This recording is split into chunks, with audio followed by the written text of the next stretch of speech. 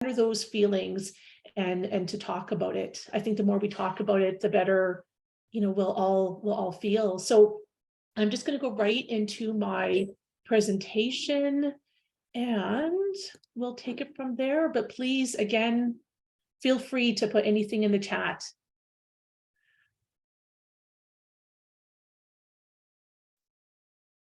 Okay.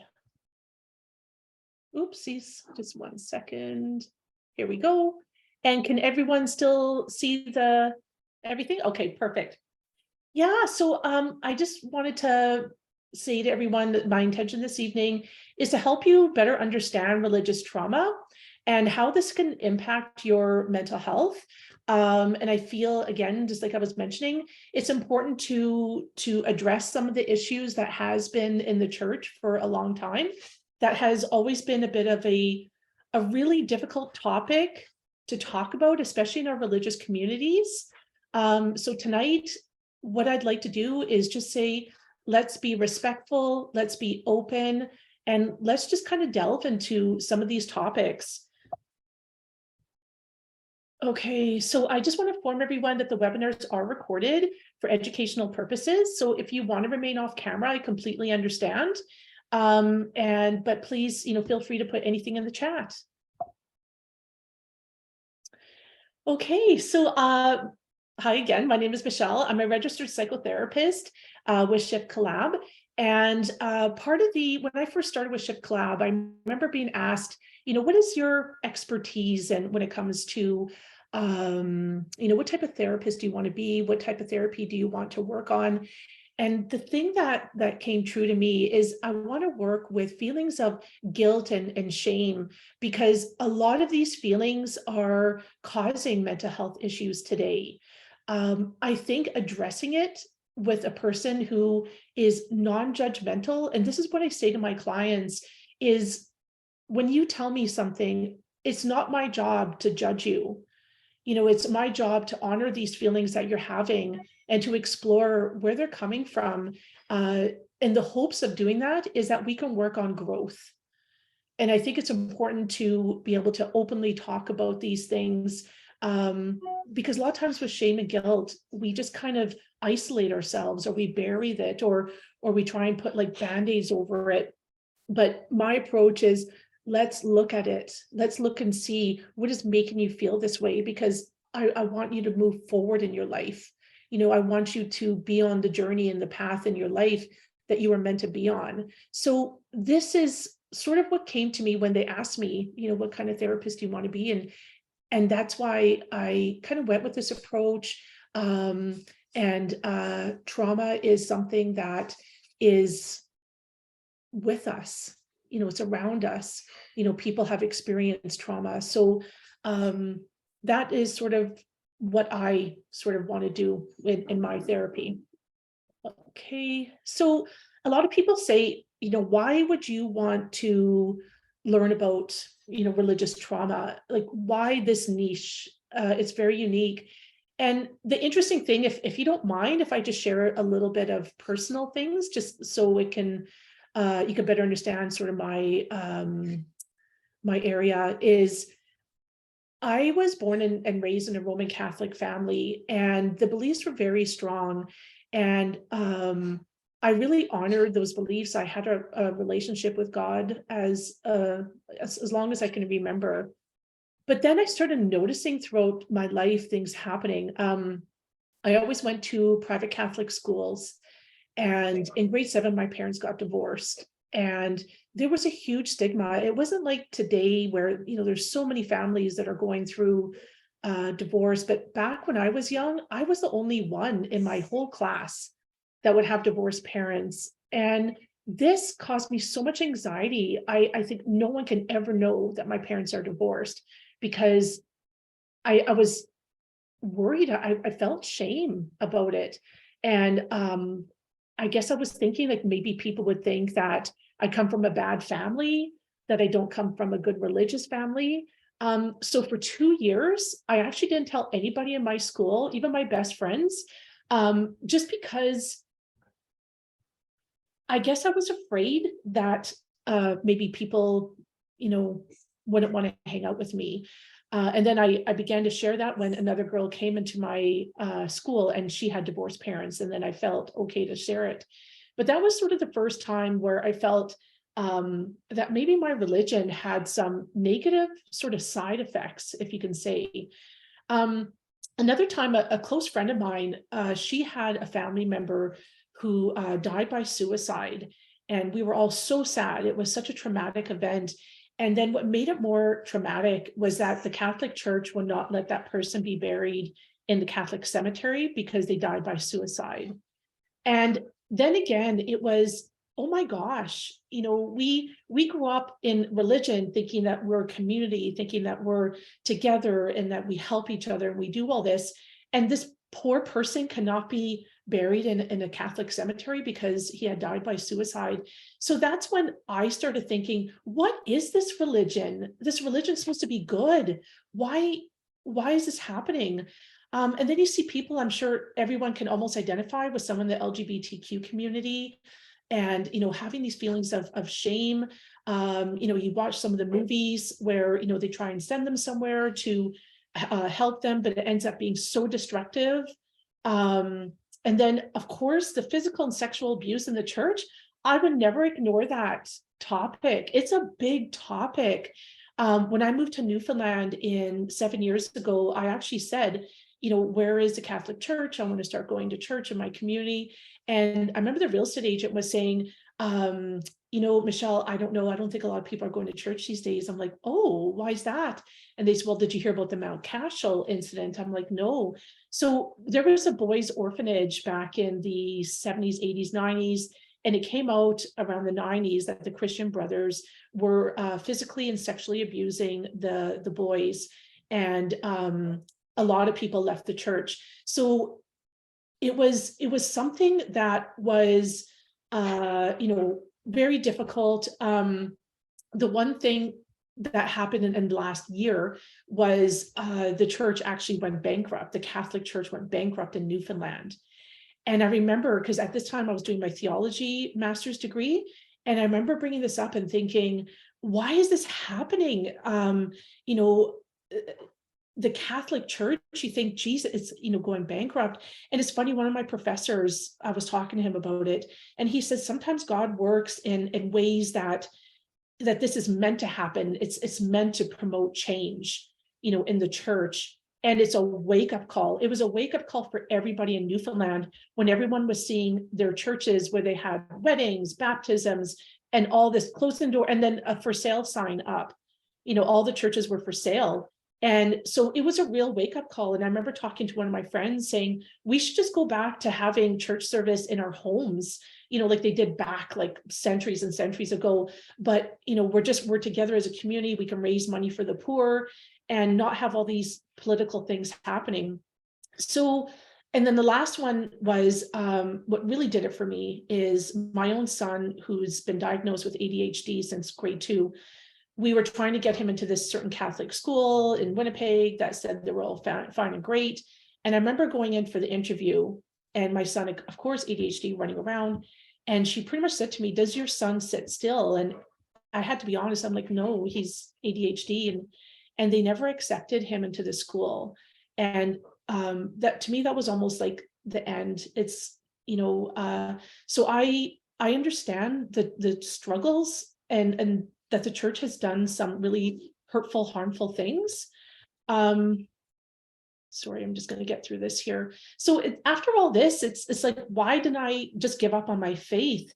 And it's interesting because with everything, I still wanted a relationship with God. This is my journey, my story. So I don't want to put that on anybody else because everybody has their own journey. But I just couldn't stop this. I still wanted a journey, like I still wanted to be in a relationship with God. So that's when I did my theology master's. And that's when I really went deep into it. I said, okay, what is going on? Why is this world so corrupt? Why is the church so corrupt? And I was going in and I was trying to look for answers and all of this. Oh yeah, sorry, I guess I might have quickly went to the poll. So, this is sort of my journey and going through my master's in theology.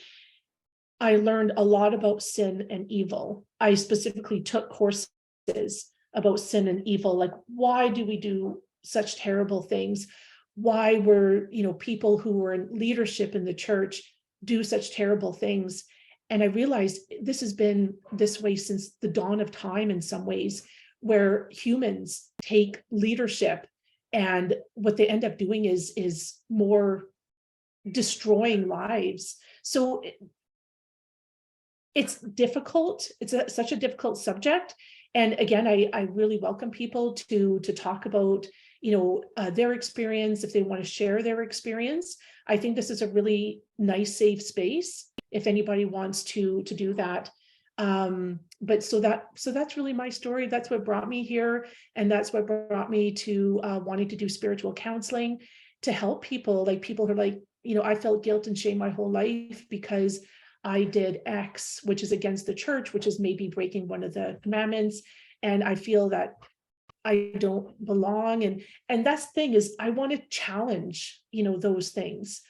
I think we all belong. We all have our own path. And I don't want churches and religious organizations to say to people anymore, you don't belong here. Everybody belongs. If they want a relationship with God, everybody belongs, so that is my passion. And that's why I wanted to do this webinar today. So I'm going to get a bit more into the what is religious trauma, but I thought at first we could do a quick poll, and it's anonymous, and just see, how do you identify with your faith? Or do you identify as Christian, Muslim, Jewish, spiritual but not religious, an other religion, or you have no religious belief? So I'll give everyone a chance, and Danielle will show the results. Yes, I have it up there for you. There's some stuff coming through, which is lovely. Okay. I'm Michelle's sidekick tonight. I'm Danielle. Oh, I'm sorry. I should introduce you, Danielle. No. I really apologize. Safe space. It's all good. Everyone, this is Danielle, and I really need her tonight. So I'm so glad that she's here. Actually, it's birthday girl Danielle. Really? Hi, Wayne. It's Danielle's birthday? Just have to put that in. Tomorrow. Happy birthday, Danielle. Thanks, Michelle. And it's a Friday night, so that's great. You can go out and have a good time. Yeah, exactly. Okay, so I think most of us have put their answers in. So we have 39% identifying, or 37% identifying as Christian, 11% identifying as Jewish, 42% spiritual but not religious, 5% other religion, and 5% no religious belief. Okay, yeah, so it's kind of interesting. We have all different types of people tonight, and that's fabulous. Okay, great, thank you. So I'm just going to go. So I brought up a few statistics of Statistics Canada, and in 2019, they found that 68% of Canadians age 50 and older reported having a religious affiliation. They were actually noticing that this has actually really come down, over decades. Just over half, so 54% of Canadians said they considered their religious spiritual beliefs to be somewhat or very important to their lives. In 2017 to 2019, 1 in 5 Canadians reported having a religious affiliation, but rarely or never participated in religious activities. And finally, the study also found that there is a decline in religious affiliation and engagement on their own in religious group activities. So I find this really interesting that they're starting to become a decline, and I'm going to dive into that a little bit deeper. Oh, sorry, this bright white light. So let me just see here. I just want to go over this. So as you can see, here's some recent statistic. This is actually an American, so this is not Canadian, but I found this off an American site. So I was just kind of jumping on it. So the reasons many leave their childhood religion are varied, but a lack of belief, as you can see, is in teaching of religion was the most commonly cited reason for disaffiliation. And number 2, so among the reasons identified as important motivations in leaving their childhood religion are that they stopped believing in the religious teachings, that's 60%. Their family was never that religious when they were growing up, as you see, that's 32%. And their experience of negative religious teachings about or treatment of gay and lesbian people, 29%. Fewer than 1 in 5 Americans who left their childhood religion point to the clergy sexual abuse scandal, 19%, a traumatic event in their life, 18%, or their congregation becoming too focused on politics, 16%. So this is all for disaffiliation. So among those who left their childhood religion, women are actually twice as likely as men to say negative religious teachings about or treatment of gay and lesbian individuals was a major reason they chose to leave their religion.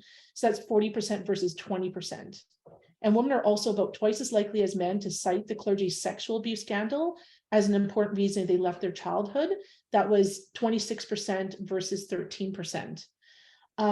Young adults ages 18 to 29 who left their childhood religion are about 3 times more likely than seniors, that's 65 and older, to say negative religious teachings about and treatment of the gay and lesbian community was a primary reason for leaving their childhood faith, 39% versus 12%.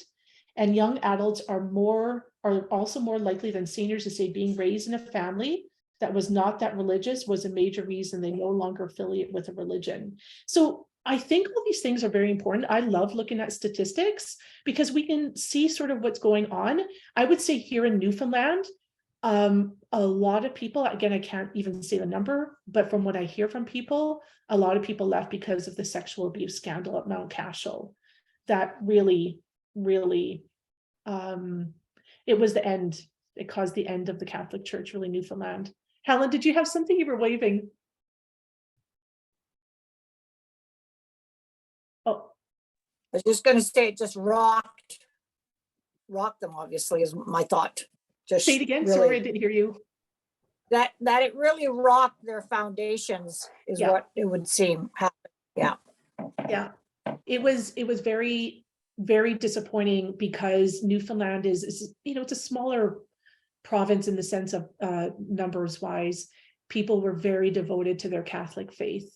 And when this happened, a lot of people left the church. And, you know, it's interesting because we were all looking, the further the way that you go from town, the churches dropped like $100,000 in price, sort of the further away.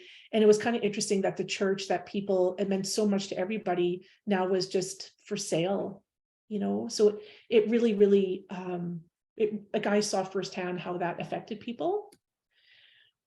So I took this quote from Stone 2013, and when they describe what is religious trauma.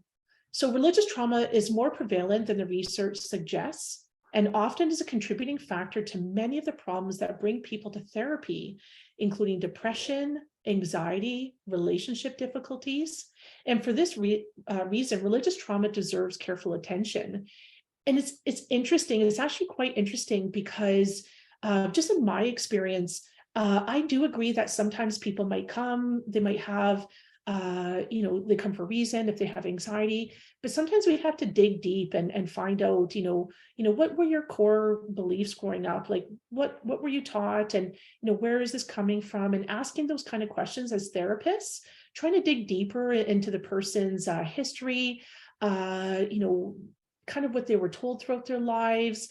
Asking those questions is so important because then you can maybe identify if there is a religious trauma there that needs that certain kind of attention. You know, what were you told? You know, what do you believe today?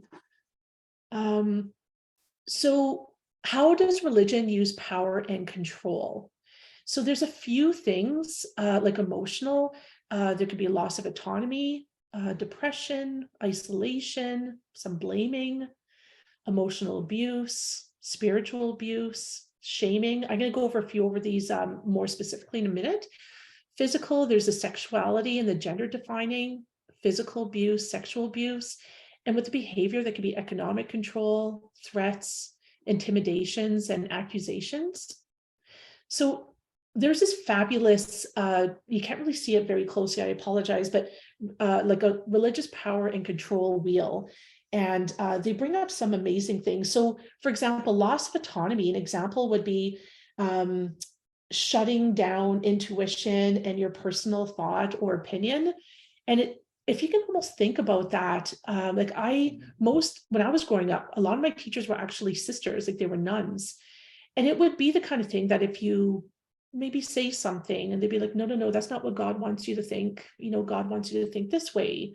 God wants you to think that way. So in some ways you kind of lose a little bit of what your own thoughts are. So I think a lot of people could identify with that. And isolation, so cutting off people outside the organization and devaluing people who are not in the religious system. So for example, if I had a friend be like, oh, is that friend Catholic? Do they go to church on Sundays? And, people almost judging based on that religious affiliation. So minimizing, denying, and blaming. So saying the abuse did not happen, or denying the severity of the events, or downplaying the need to involve the police. You hear that a lot if you look at some documentaries, where somebody has gone, to the clergy, to the archbishop, and saying, my son told me this, and they're saying, no, he must have been confused, or no, that wouldn't happen. How even a parent saying, how could I ever blame, a priest? This is our community, and not even knowing how to deal with something like that. And the emotional abuse, so name calling, such as you're a sinner, brainwashing, coercion, manipulation, fear of consequences for breaking the rules. And I'm not sure about other people, other folks out there, but even, saying, oh my gosh, that's a sin. Oh, you're a sinner. And that makes a person feel really bad about themselves. So that's definitely something I think I could definitely relate to. Spiritual abuse, so required to submit to spiritual authorities, using holy texts for purposes of abuse and control, threatening consequences for breaking rules. And I think that the church has really done this, using the holy text to try and abuse and control their congregation. It was interesting. I just have to share one quick story. In one of my classes, I remember this one priest. Sorry, he was, I shouldn't say he's a priest, he's not Catholic, so he was a minister. And I remember him saying, we were talking about sin, and he was saying how he talks, every week about sin, and how, terrible it is to do this. And then he was almost proud, because he was saying, in my church, we don't really have any people who are divorced. And I actually had to raise my hand, and, I was a little bit nervous. It was probably a bit rude of me to say, but I'm thinking, how can that be? Like, do you think maybe they're just not telling you? Maybe there's some shame with admitting that you're going through a divorce, or maybe those people have left the church because of that. And I definitely ruffled some feathers. And when I look back on it, it probably wasn't the most respectful thing, but I wanted to I was curious. I wasn't trying to, shame him in any way by asking, but I was curious about that, because this was part of my journey, is finding out what the church is doing. So somebody said, yes, come to my church. We have no divorced people at the church. I'd be thinking, no, because that's not, we're human. This to me is there must be something wrong. There must be secrets. There must be something going on if there's, no divorce, or maybe it's a small, I don't know. But it was a bit of a, almost a red flag for me. And economic control, I think that I do threats, accusations. Oh yeah, okay, sorry. Threats, accusations, intimidation. So threatening abandonment or excommunication for sinning or going outside the group. So someone saying, okay, yeah, if you want to leave, you also leave your family and your congregation, which can be harmful. So economic control, requiring a percentage of your paycheck to go to the church, such as tithing, expected unpaid volunteer hours, and finally, sexuality and gender defining. So defining specific gender rules, belief in one gender being greater, like in a patriarchal type of society, policing of sexual expression, and blaming victims of sexual violence. Okay, so what does trauma feel like in the nervous system? So this can be different for everybody. Normally it activates the fight or flight response. So the avoid would be like a traumatic event, pushing the nervous system outside its ability to regulate itself. So in some ways, the system can get stuck in an on position, and the person is overstimulated, unable to calm themselves. So this could be in the form of anger, anxiety, restlessness, panic, hyperactivity, and you can kind of go into like a mode of, isolation with feeling this type of traumatic feeling, and then alters. So self-isolation is a form of self-preservation. So, if you see somebody and they're isolating a lot, that might be their way of dealing with their trauma. So when one is alone and not in the presence of other people, whether friends or family or the general public, the chance of triggering events are much less likely. So that's usually why a lot of people tend to isolate. They feel safer. Like, for example, they feel safer at home, away from people. And then the acceptance, there are many tools that can be utilized to calm your body, reduce the symptoms of overstimulation, such as mindful breathing, meditation, and exercise. These are all methods that we can use for an overactive nervous system. And then adapt. So with therapy, using a trauma-informed lens, we can adjust the safety, try to support our nervous system to learn ways to calm our body, reduce intrusive thoughts, flashbacks, and nightmares. So I want to do just a bit of a reflection exercise. So, and this is more of like when I go to my place of faith, and I don't want it to be just specific to like a church or synagogue or mosque, but even if someone doesn't have religious beliefs, but if you were to go into, like, for example, a space where you want to honor, your faith in which way that you do, how do you want to feel when you go to this? So I'll use, for example, like the church, synagogue, or mosque. How do you want to feel when you go into church, into a synagogue or a mosque? Or if, for example, you celebrate your faith by going into nature. So if you could put in the chat just a few words about what kind of feeling do you want to have when you go into this safe space where you can celebrate your faith. We have feeling welcomed, accepted. Yeah. Okay, thank you. And how do you want to feel when you're in that faith home? I kind of think it's going to be a lot of the same. You want to feel welcomed, you want to feel accepted. And do you feel, if you were to think right now, presently, do you feel that way, that you feel welcome, that you feel accepted when you go into your home of faith?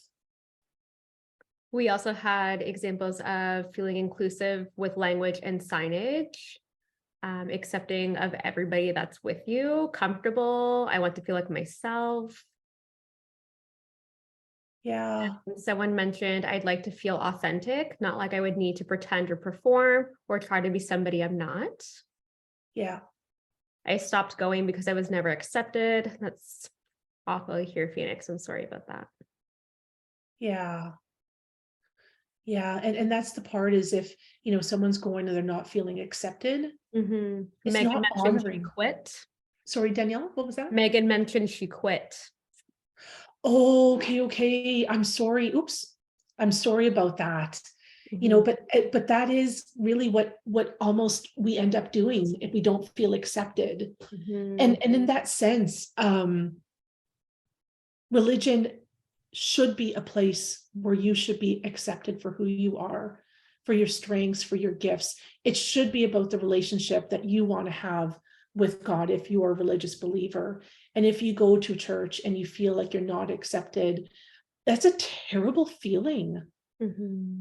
It really, really is. And for everyone who feels that way, I honestly say I'm so sorry. It really shouldn't be that way. So I want to say everyone has a right to go into a home of faith, whatever faith looks like for you. We all have that right to have a relationship with who you feel is your God. That is our right as humans. So if you were to name one thing, just if anybody has a thought of something that would help you heal from this religious trauma that you're feeling, or these feelings of unwelcomingness, so something that would help you heal, just take a moment to even think about that. What would that be? What would that look like? Cassie said truth. Yeah. Yeah. True accountability. Yeah. Something that would help me heal is not trying to conform or fit into a label. I agree with that. Great answer. That is a really good answer. And yeah, I'm loving these answers, because that's exactly what the church leaders actually need to hear. Yeah. You know, this is what needs to be said. People need to be honored for who they are, need to be welcomed. We all need to be seen as individuals, not just as, you know, a group. You know, we need to be seen as individuals. Yeah. Anything else, Danielle?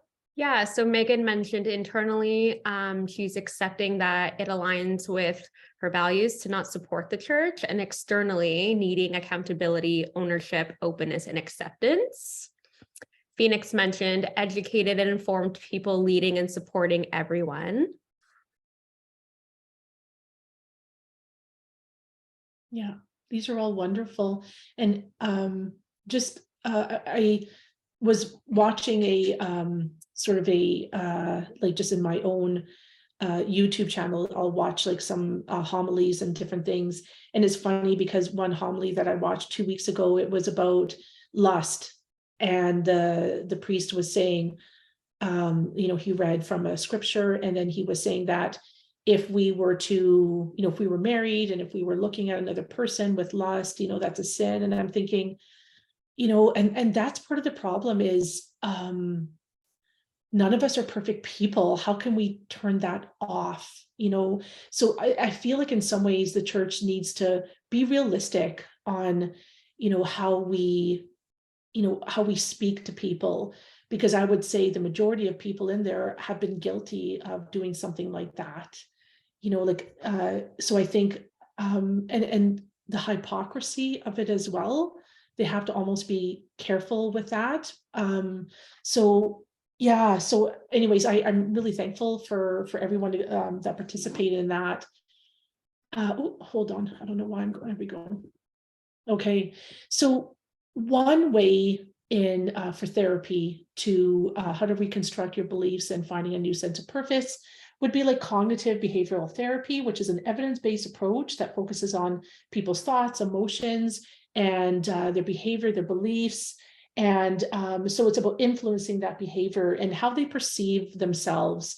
So religious trauma can produce some really dysfunctional core beliefs, such as I'm a bad person, I'm a sinner. So the goal would be to modify the old core beliefs and strengthen the new core beliefs.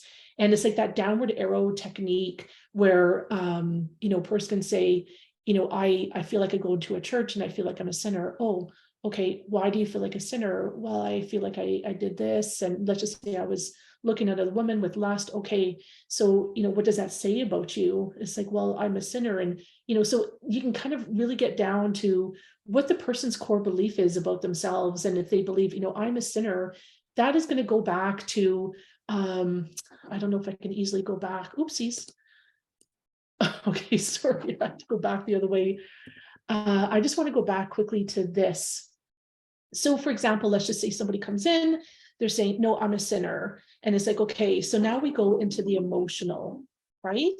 So we're thinking, okay, the depression, you know, I'm a bad person because I looked at a coworker with lust. And then, you know, some shaming here. And then, you know, it leads to a lot of the anxiety and the depression. So it's about understanding how these things, you know, can make a person feel a certain way. And, you know, so it's working through these things. It's like deconstructing, you know, these beliefs. So you can actually move on, you know, with your life and think, you know, geez, I'm not a sinner. I'm not a bad person, you know, like, so that's one way that you can work through religious trauma. The other way, I actually do EMDR, which is eye movement desensitization and reprocessing. So this can help resolve trauma, improve relationships, improve your physical health, improve your sleep, parenting skills, and focus and concentration. What EMDR is like, it's really going deep into the trauma. It's identifying what is almost an image of what that traumatic event is. and it's processing that event. Because many times with trauma, it's like there's almost like a file cabinet where a file cannot be filed away, so it's being left on top. So then you have these intrusive thoughts, you have the flashbacks, you have the nightmares, and a lot of times it's because we haven't been able to process the traumatic event. And so this is one way of also dealing with trauma. And so yeah, so that's pretty much my presentation. I want to leave some time for anybody to, if they want to share a story, if you feel comfortable doing that, if you have any questions. I want to just leave this time open, just for any kind of thoughts, anything that you want to ask. And yeah, so I'll kind of leave it open up to the group. Michelle, I know that I've been your eyes for the chat, but if you wanted to close out your presentation so that you sure. have visibility, you could also do that as well. Thank you. I also just want to take a minute to really say thank you for your vulnerability and sharing your stories and researching this. I really enjoyed hearing and learning from you. So thank you for being open in the safe space and creating the safe space for our community tonight. It was great. Thank you so much, Danielle. Thank you. It's a difficult subject. It is. You're right. It's a very taboo subject that people are afraid to talk about. And I think some of our friends in the chat have brought up stuff like that. Phoenix and Cassie relating to, disabilities in the church and what does that look like for acceptance and research. So I actually think Cassie had a question around that. So she asked, how does physical disability fit into this research, if at all? Let me just, so is that towards the end? Yes. I think it was the last bit of research. Cassie, correct me if I'm wrong here. The last bit of research that you might have been touching on, Michelle, that question came through. Okay, so let me just see, fit into this research. Oh, was that the research when they did the poll, when the Canadian statistics? Or, sorry, how does physical disability fit into this research, if at all? Okay, I'm not sure if this is the Statistics Canada, Cassie. I'm not sure if you want to, if we can have a discussion, I don't know if you feel comfortable, but yeah, so they really didn't touch on the physical disability, but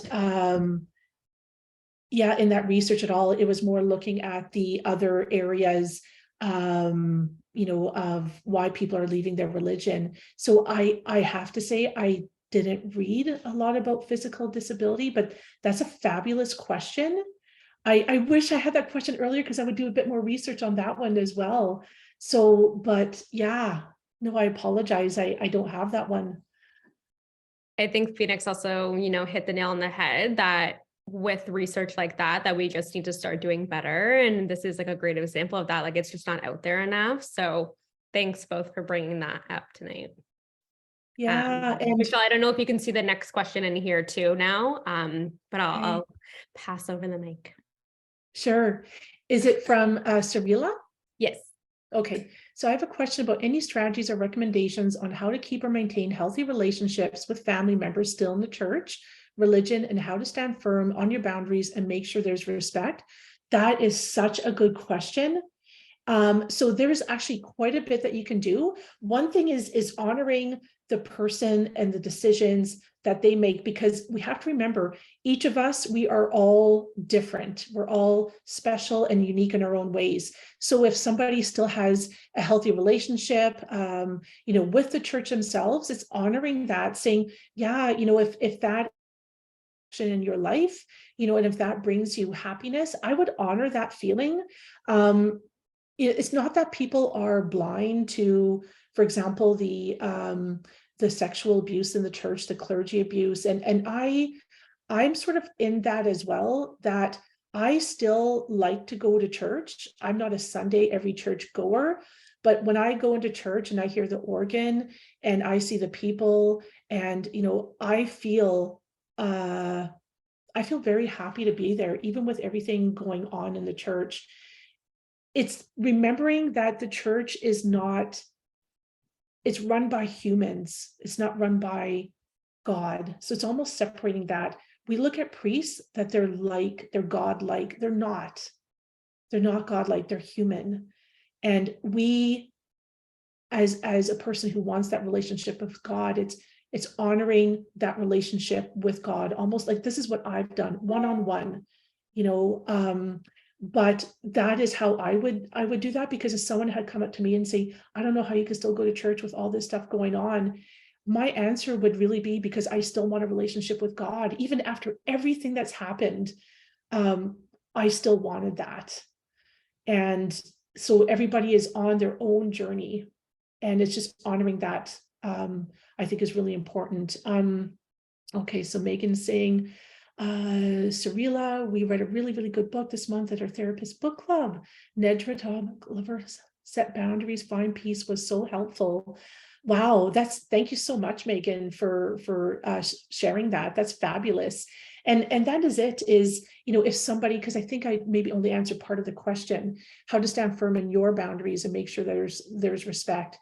That is actually a really important area. So it's also about, you know, that mutual respect. If somebody says, you know, you should still be going to church or different things, it's, you know, maintaining, this is sort of my direction. This is the direction I've chosen to take. And, you know, and choosing whether or not to even share what your direction is with other people. You know, it's a private, when you share your religious beliefs with somebody, that is a private thing. I don't share my religious beliefs with just anybody.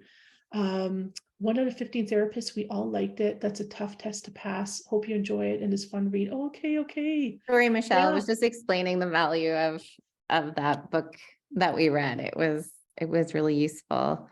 Thank you so much. And thank you for copy and paste it. answering Yeah. that question. I have a question, like, how do you separate kind of that, like, and maybe you don't, but as I think about religion, I often feel anger. Like I'm angry at the system that perpetuates, like excluding and hate and not owning and accountability. And like, I could go on. And then I'm also angry that, you know, churches are a business and it's never discussed. And like, I read an article the other day about how a church owns $90 billion of stocks and at like almost like high shareholders of Apple, Google, like all of this, but yet churches aren't taxed as other businesses are. And so I have all these like anger / frustration, and I'm like, oh, there's like advocacy points mixed with like, I don't want to go there. It's not my fight. How do you deal with that? Or how would you suggest somebody, you know, hold a space? You know, I accept lots of people have different beliefs in churches, but for myself, where it really questions my value set, how do you hold space for that? Like, what do you do?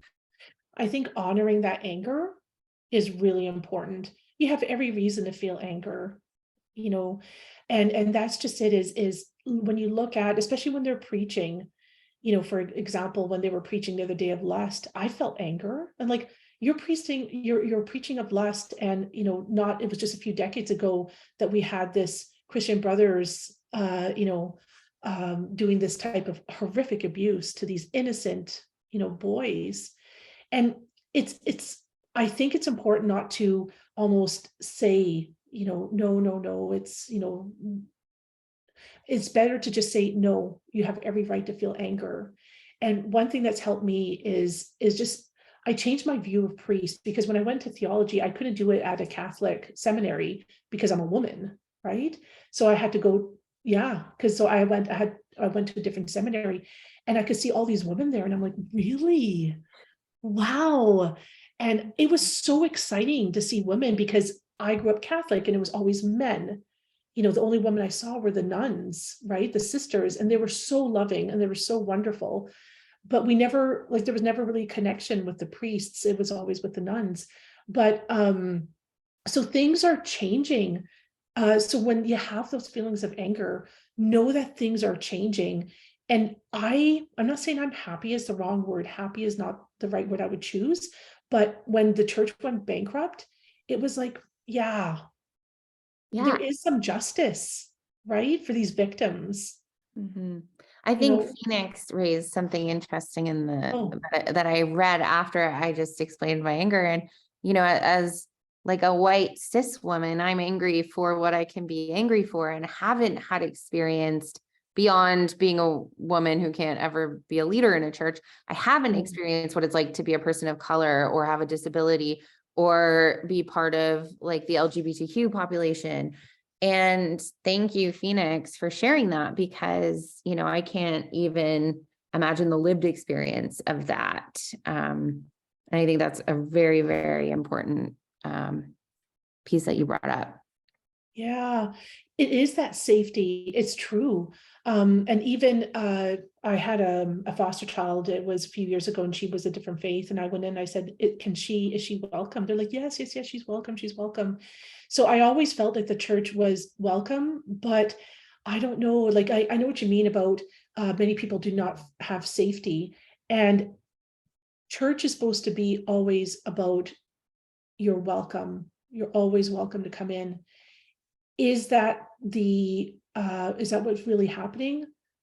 No, like when I heard that one man talk in that class, and he was saying, yeah, all the people, my church, none of them are divorced. And I'm like, so I'm not welcome because I'm divorced. My mother's divorced, so we're not welcome at that church. What does that say? What does that say to people? I'm a good person. I'm just finishing my theology. I love God. I want a relationship with God, but I'm not welcome at your church because I'm divorced. Yeah, it says judgment, and I don't want to feel judged. Like so that's the part of the thing is, people who don't feel safe. I guess it's honoring that maybe church, each church is not always safe, but there's some that are safe. So it's finding the right one where you do feel safe. And I maybe it's asking people in your community, seeing if this community is very accepting of people of every race, every sexual orientation, every gender, and everything. Is asking those questions so you don't go put yourself into a situation of religious trauma. I couldn't imagine, right? So it's each church's man's interpretation. Yeah. So it's understanding the leadership in that church, right? And looking at them, that are they representing God or are they representing themselves? So that would probably be the question I would ask. Who are you representing?